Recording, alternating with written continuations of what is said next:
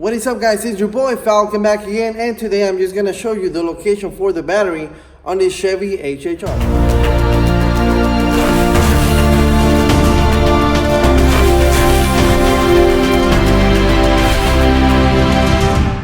Here we are on the back of the vehicle. It's gonna be right down here, so we can remove this carpet, and then this one right here, we can open this up right here, and it's actually gonna be under that plastic right next to your spare tire. We remove this out of the way, just kind of pull it up, and it's gonna be right there. Here, let me get some light.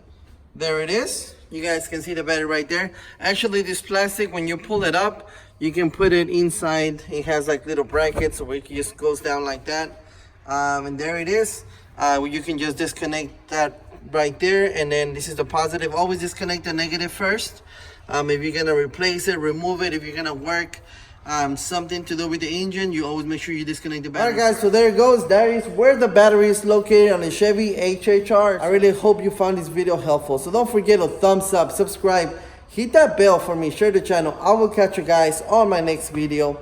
Thank you for watching, and you guys have yourselves a great day.